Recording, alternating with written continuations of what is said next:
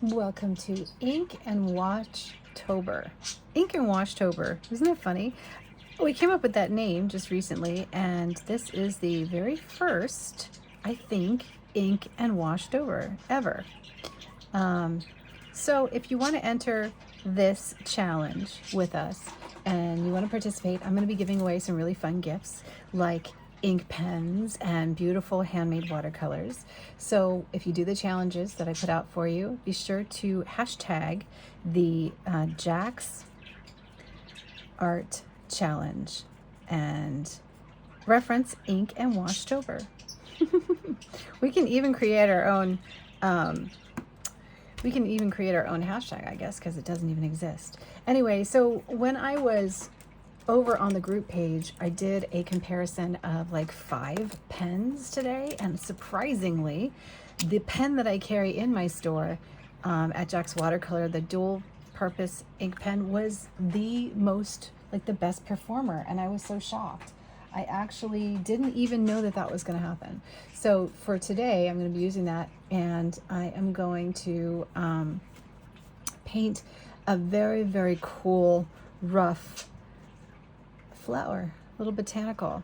I kind of love ink and Washtober type of ideas because this is fun for me. You know, it's like really different. And the more sketchy I can be, you know, the better I feel like it turns out. So I'm going to be really rough and sketchy with this and try to come up with something fun for you guys to do. If you notice, rough is the way to go here. Because you really just want like these really nice little lines to happen, because you're going to just get some crazy wash going on after that. So sit down and relax with your cup of tea or your glass of wine. I'm actually having a cup of coffee right now. And let me know what you think about Inktober. This is going to come out really good. This is going to look really, really neat. I remember doing a lot of ink and wash in one of the watercolor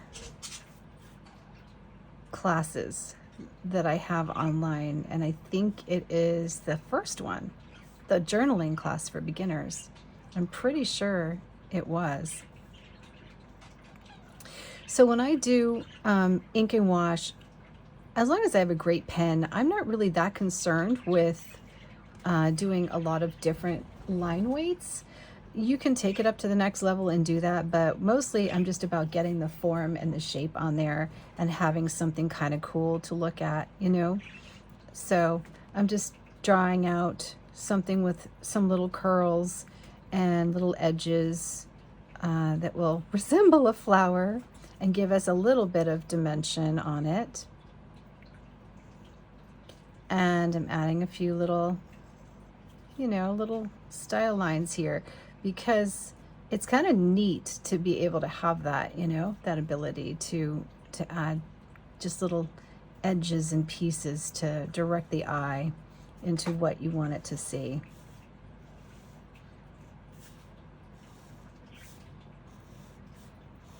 Kind of like these little lines going in different directions, because they really do give me the feeling of movement in this flower even before I start to direct the watercolor in it, you know?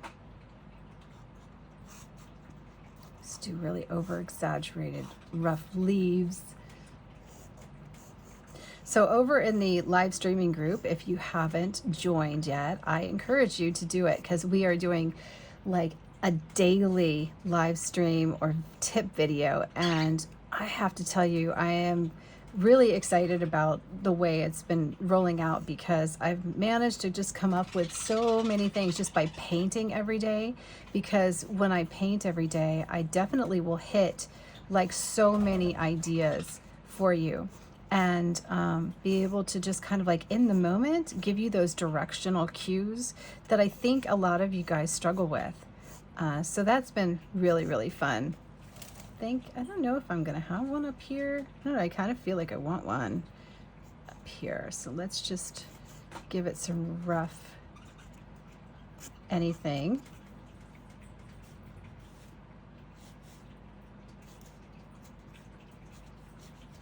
Yeah, and then we'll just do some cool background. Okay, so there's my ink. You can paint right over this really easily. I'm gonna take a big old brush because I just really wanna like cover a lot of ground, and I'm gonna be using my Azo yellow. So I'm just gonna put some of that here and literally splash it on just in some areas. And then I want to combine that with a little more golden yellow. So this is Golden Honey.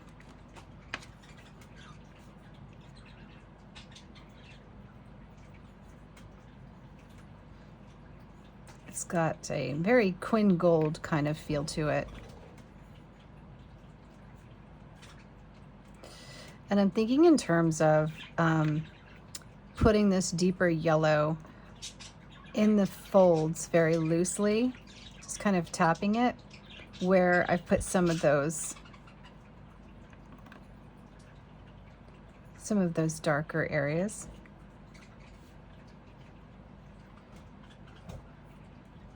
Ultimately, if it mixes with our green, that's going to be a good thing too. So we can go ahead and give it a little bit on our leaves so that we can see what happens there with that.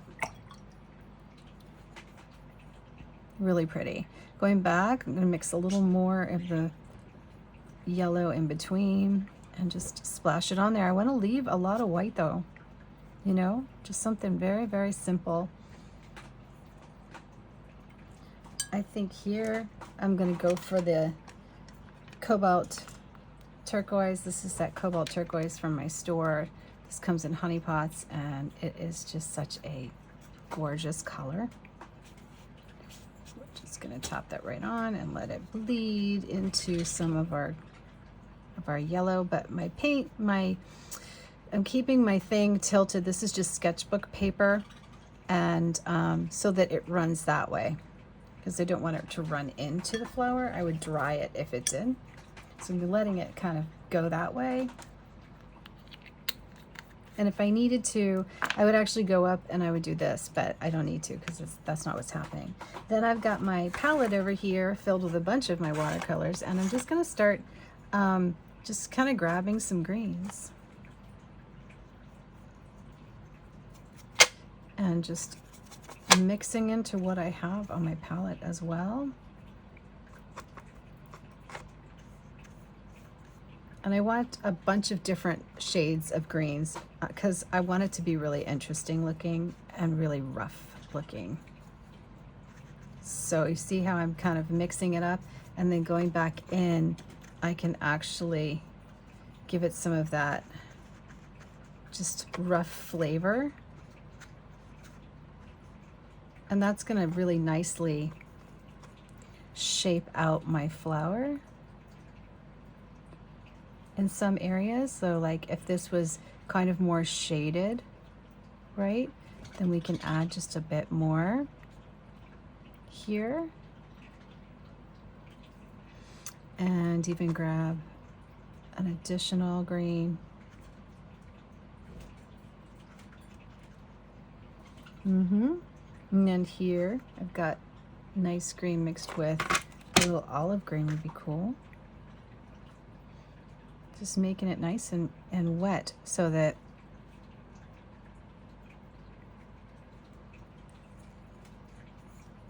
it does its thing.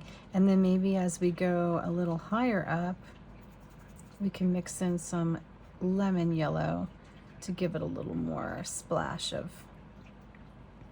lightness. And then here I'm just really just letting the line work do its job.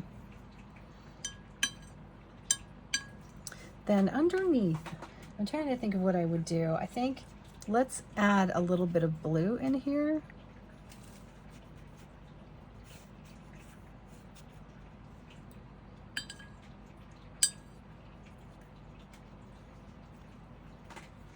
A little more blue, just to give it real shots of color.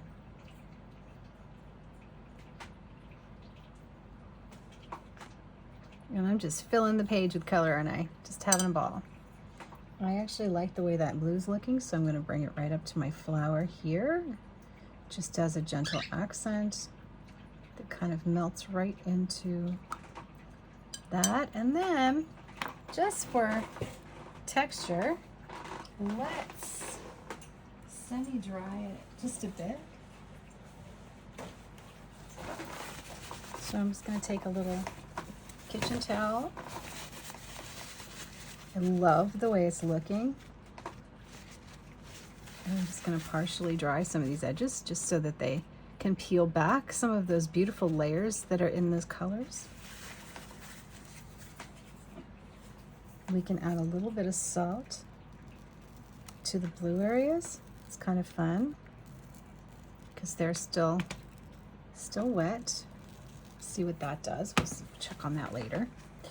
And to finish off the center of the flower, let's give it a little shot of some something like bold, but like maybe a little shot of this would be good. Let's see. Let's take some of my pinks.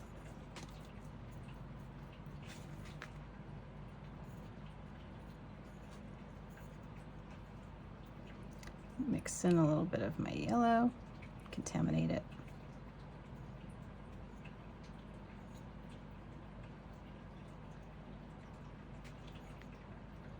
And again, I want to keep it very loose.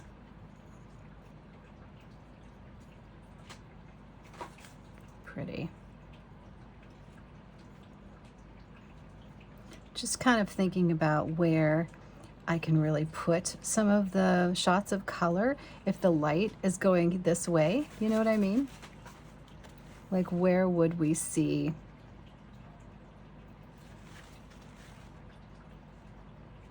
a little bit of a shadow? Just dragging in a little bit of a shadow.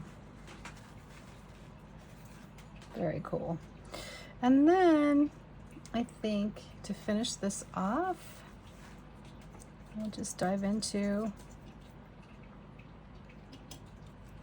my really bright yellow.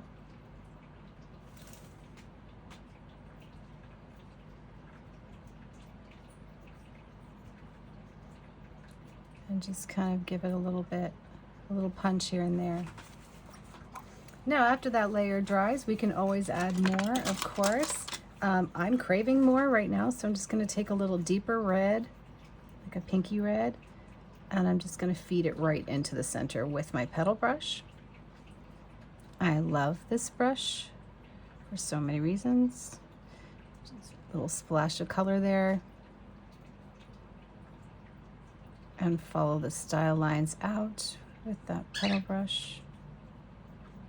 This gives me something a little more bold.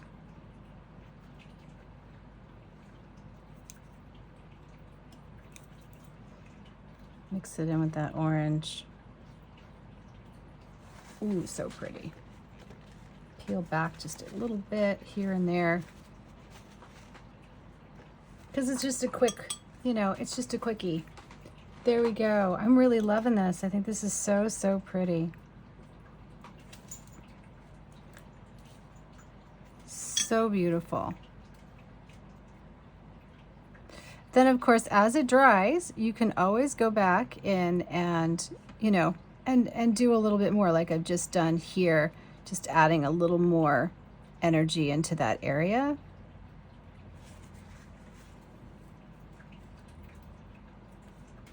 Just a few strikes here and there.